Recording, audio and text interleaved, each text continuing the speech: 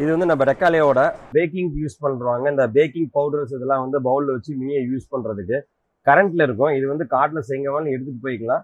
நமக்கு கரண்ட் அடிக்கும் அப்படிங்கிறது இல்லை. எப்போ பேக்கிங் பண்ணும், மாவு பண்ணிக்கிறதுக்கு, சப்பாத்திக்கு, பேக்கிங்க்கு, இல்லை புட்டிங் பண்ணுறவங்களுக்கு சில மில்லட்ஸ் எல்லாம் வந்து அரைச்சிருப்பாங்க. அது எல்லாமே மிக்ஸ் பண்ணுறதுக்கு செய்கிறதுக்கு மேனுவல் மிக்சிங்க்கு.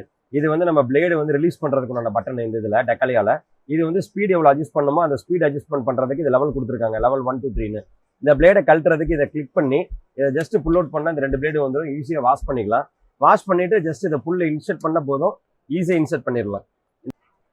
ப்ரெஸ்ஸிங் ஆயிடுச்சுன்னா போதும், திருப்பி இது வராது. இதை புல் அவுட் பண்ணால் மட்டும்தான் புல் ஆகும். ரொம்ப ஈஸியாக பண்ணிக்கலாம். இது வாட்டர் ப்ரூஃப், தண்ணி எங்கே பட்டாலும் ஒன்றும் ஆகாது. இது வந்து சி டைப் சார்ஜிங்கு. இதில் வந்து சார்ஜிங் வந்து சி டைப் இருக்குது. எல்லாமே நம்மகிட்ட சி டைப் ப்ராடக்ட்ஸ் தான்.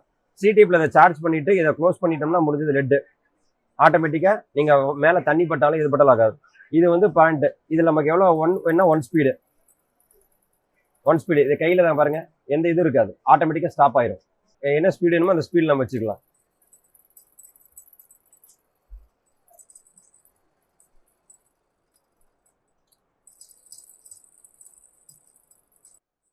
இங்கே எல்இடி இண்டிகேஷன் இருக்கும். ஆன் ஆயிடுச்சுன்னா எவ்வளோ ஸ்பீடில் இருக்குது.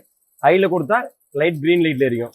திருப்பி நம்ம ஆஃப் பண்ணிக்கலாம். திருப்பி யூஸ் பண்ணதுக்கப்புறம் வாஷ் பண்ணுறதுக்கு புல் அவுட் பண்ணிட்டு பண்ணிக்கலாம்.